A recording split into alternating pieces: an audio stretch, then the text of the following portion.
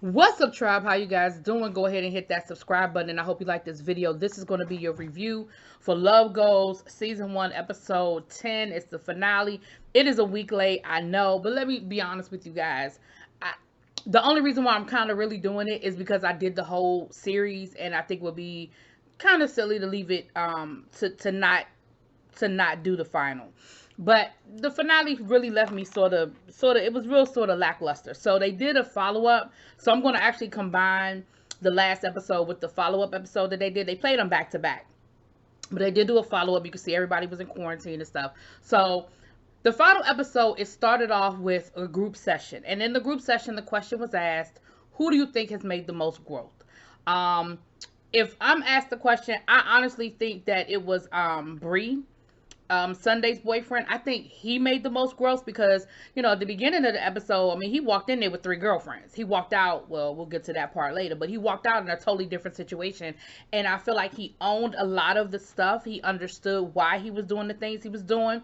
He came to terms with the situation with his dad. We sort of, he met his brothers. He sort of, I think that helped in a lot of ways with him meeting his brothers and seeing that. I think he got a lot of questions answered. He was able to process. None of it is an overnight thing. Like, this is an ongoing process. Like, he still hasn't had a chance to have a face-to-face conversation with his dad if he ever chooses to. We know he had to go home and, end things with these women and do it that way. But if I had to say the person who I feel like made the most growth, I would absolutely have to say Bree. And a couple of the people said Bree too. A few people said Coolio. Now, I don't know how in the world they thought Coolio made the most growth. I feel like Coolio could have stayed home. I don't feel like him and Mimi, and I'm gonna get to them, but I don't feel like Coolio made the most growth. A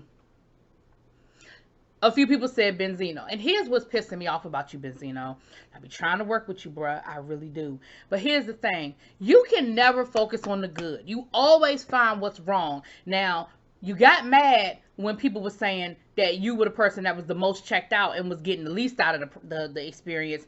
Now that we get to the end and people are saying, well, who do you think got the most out of the experience? And people said your name, you still found a way to get mad and throw a tantrum and walk off. Because Teresa asked Althea, how can you help Benzino? I'm still I'm still confused about why that pissed you off. But you know what I like? Spirit let your ass throw a tantrum and she went on. She ain't break nothing up. She didn't go address you. She didn't go baby you. And eventually, you know what you did? You brought your ass back.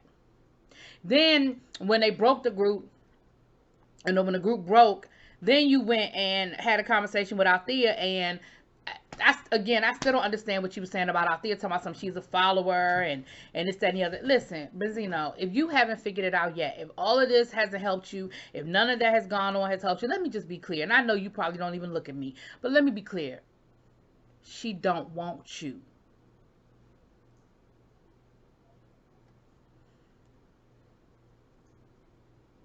I know y'all been through a lot. I know y'all have a son together. I feel for you. But at the end of the day, this woman doesn't want you. She's not interested. She doesn't care. She doesn't want you. For whatever the reason is. And you know what? She don't have to have a reason. She doesn't have to have a reason. She don't have to justify it. It doesn't have to even make sense. She don't want you. Co-parent, move on. Next. So then we had the individual sessions. So this is where I'm just going to tell you, I'm going to go by each couple and then I'm going to tell you what the follow-up was because, like I said, I'm not doing 2 separate reviews for that. So let's just go and start with Benzino and Althea. They couldn't even do their final session together. The Spirit tried to do a final session with them together, and honey, she couldn't. They wouldn't even want to do it. They didn't even want to do it together. So they did an individual session, and basically in Benzino's session he was saying how he felt like he failed because he only came there to do one thing, but he wishes Althea the best. Althea's session was like, I just need to figure out a way to move on and be independent and find my voice, whatever, child. Anyway, so that was them. Now on the follow-up, they still did their follow-up separately. They're not they're not together. And Althea was a lot nastier in the follow-up. So I'm sure they've probably had some arguments or some things and went down between the two of them because It sounds like, she was just real rude. My son's father is a liar, and my son's father is this and that, and I'm just, I'm glad I'm just be with him anymore, and he hurt me, and he did a lot of things to me, and again, playing victim out there, you always the victim. But last I checked, you the only one that got a domestic violence charge. He ain't never have a domestic violence charge against you, but you got 3-4 against him. You done been arrested 2-3 times.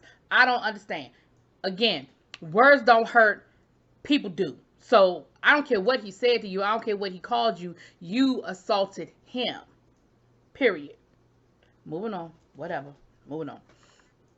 So that's them, child. And let me tell you something. I bet not never, I don't ever, never, ever, ever, never in the history of reality TV want to see the two of them on another damn reality show. I don't want to see it. Period. Period. Moving on. Then we had Spinderella and Q. I love Spinderella and Q. I think that the Spin's biggest thing, and I still respect her for what she did with this show. She wanted to use this process as a way to finally deal with and process the loss of her friendship, her family, and her business relationship with Salt-N-Pepa. Again, that's an ongoing thing. I don't have time to go through all the ins and outs and the ups and downs. If you don't know, you don't understand, go back to Ladies First, the show they did on BET last year, and watch my reviews, and you can get the whole history and the whole background and all that went down. But at the end of the day, whether you agree with Salt, whether you agree with Spinderella, it doesn't matter whose side you're on. What is important to understand is that they were family who have now fallen out, and she was trying to deal with, even if you don't agree they were family, it was a business relationship for 20 years. Imagine you've been on a job for 20 years, you've traveled the world with these people, you've grown up. I mean, she was in high school when she started with Salt-N-Pepa, and now she's in her 40s, and this relationship has dissolved. There's a process there, and her biggest thing was that she didn't want to take anything out on Q as it was connected to Salt-N-Pepa. I have to respect that, and I have to respect that she recognized that it could have been potentially a bad thing to her relationship. She said that it has helped her find her voice. She said the night where they did the spoken word, where she did her "fuck you" poem, she said that has really, really helped her. She said she has not spoken in the follow-up or even on the show, I believe. She said she has not spoken to any of the group members, and she has accepted the fact that that there was a reason season Lifetime, and that their season is over, and that she's moving on. Their wedding was scheduled for April. They were supposed to get married in April, but obviously they had to push that back, and Spirit was supposed to do the ceremony. And so I thought that was really, really sweet. I think that was definitely indicative of how impactful they feel like Spirit was to them getting to the altar. So they have rescheduled their wedding, and I wish them the best. And I wish I could be invited, child. I would love to be at their wedding. I think they're a really sweet couple, and I love them, and I wish them the best. So that's what their follow-up was.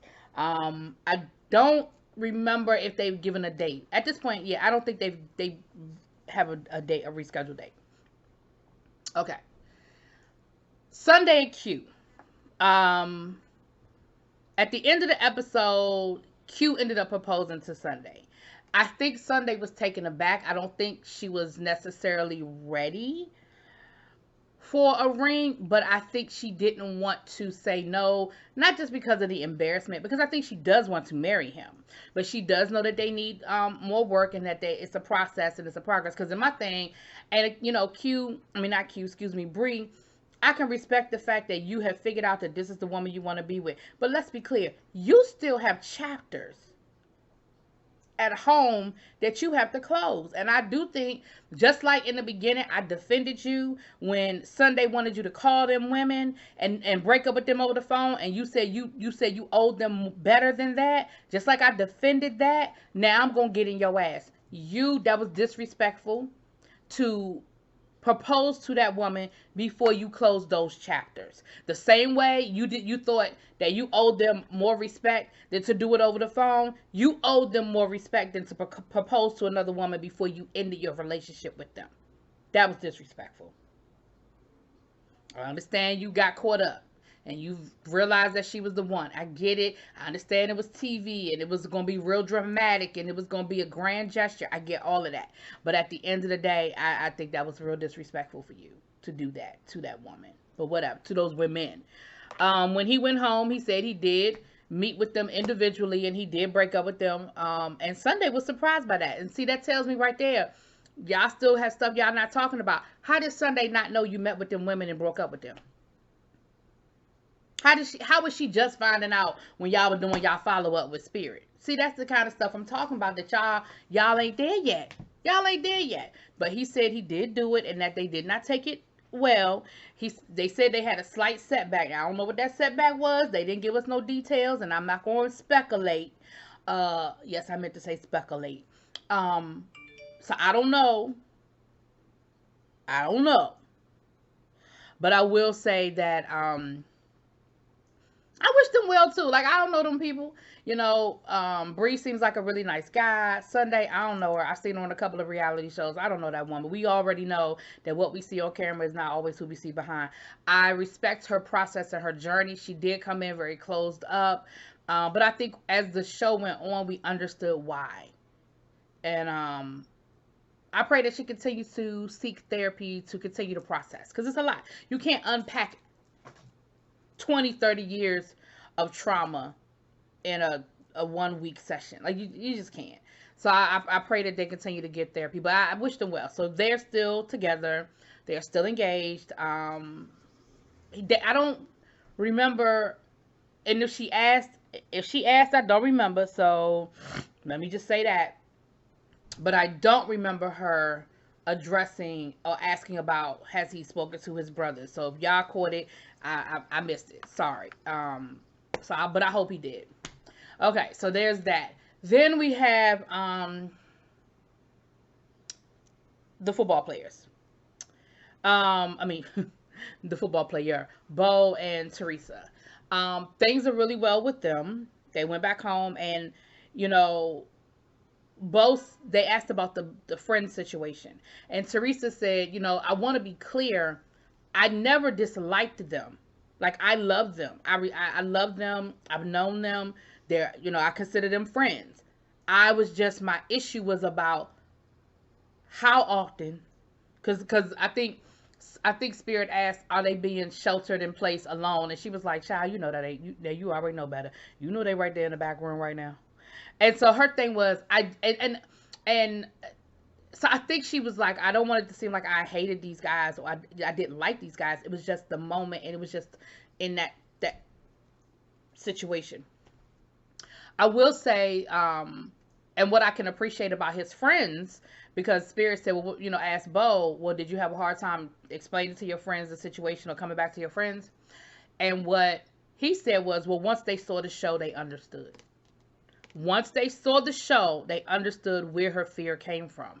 And what I will say is, the person that I give the most credit to for taking this experience and taking it to a different place was Teresa, who has gone back and started a foundation. She's written a children's book about not being afraid to say yes, but basically talking to children about when someone is touching you inappropriately, that, you know, don't let them, you know, it's okay to use your voice. And if the first person doesn't believe you, you keep talking until someone believes you.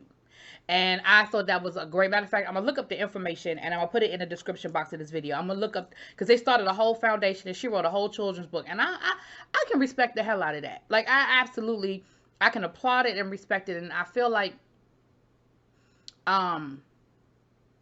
in a short period of time, she's made a major impact. And it makes me think, and I'm sure it existed before, so before y'all drop it in my comments, or matter of fact, I welcome you dropping it in my comments, but let me say this. I can applaud the fact that she has written a book that talks to children about using their voice and not being afraid to speak up. And if the first person doesn't believe you, you keep going until someone does. I can respect the hell out of that. So they've done some great things. So I applaud that. And like I said, I'm gonna look that up. I'm gonna look it up before. I'm gonna try to find a link to her foundation. before I get off of here. Anyway, so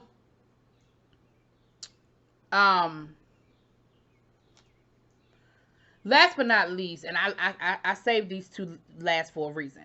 We had Coolio and Mimi. Now I said this, that I feel like Coolio and Mimi ain't need to be together. And again, I don't have no heaven or hell to put nobody in, and I certainly am not the judge, jury, and executioner on people's relationships. But I'm listening to Coolio, and I'm listening to what Coolio was saying, and Coolio was saying to me, well, he's saying generally, but he's saying, I am who I am and I'm not going to change. And Mimi is saying, I need you to meet me halfway. Like, I love you, but there are certain things that I need us to work on. And Coolio was like, yeah, but I'm not going to change. I am who I am and I'm just not going to change. And so I felt like in that moment, this is where they were. And I didn't see how they were going to get past that. Well, that's what happened. They went home. Mimi said he ghosted her. And this time he didn't ghost her for 2 or 3 days. He didn't ghost her for 30 days. And then he going to say, well, you know, if you need me, I'm there. She was like, how? She said, if I was sitting on the side of the road and I called you, you wouldn't even pick up the phone. So how can you be there for me when you won't even pick up my phone calls to know what's going on or know if there is a problem? And I'm thinking to myself, facts. Facts. So Coolio and Mimi said that she considers herself to be single. And in my mind, I'm thinking Coolio does too. He said he working on his son's album and he's doing some other things and he just been busy and he just ain't had time. But, you know, and, you know, he kept using that, I got love for her. You know, whenever they start saying they got love for you, that means that they are not in love with you. Because if they were in love with you, that's what they would say. When you say, well, I got love for you, bruh. That's way different than I love you or I'm in love with you. And so even though they did their post interview together, I feel like that was probably the first time Coolio had been there in weeks. So they not even quarantining together. So my thing is, if you ain't quarantining with the person you've been dating for 8 years, who the fuck you quarantining with? Where you at, bruh? Who you with, bruh? Child. So anyway, that was Love Goals. I don't know if this was a one-time thing. I don't know if this will be back next season with different couples. I do, for the most part, I enjoyed it. You know, it was what it was. Spirit is not, the one thing I love about OWN, and it shows, they're not going to give you that rah-rah. They're going to give you some drama. They're going to give you enough for you to hopefully keep coming back. But it's not Love and Hip Hop. So we had Benzino, we had the explosion, we had the drama with Sunday, and you know, with the 3 girlfriends. You know, we had some of that. You know, but I can really respect the fact that, you know, you don't have to have all of that for a show to be interesting. So I was here. It was what it was. Let me know what y'all think overall about the season, the episode. I really love Spirit. I really love Spirit. I love her style. I'm not real familiar with her. Some people were telling me that she's done like on the Real and stuff like that. I don't watch the Real, so I don't know. And that's not a read. I just don't watch the Real. Anyway, so let me know what y'all think. Drop it in the comments. Peace.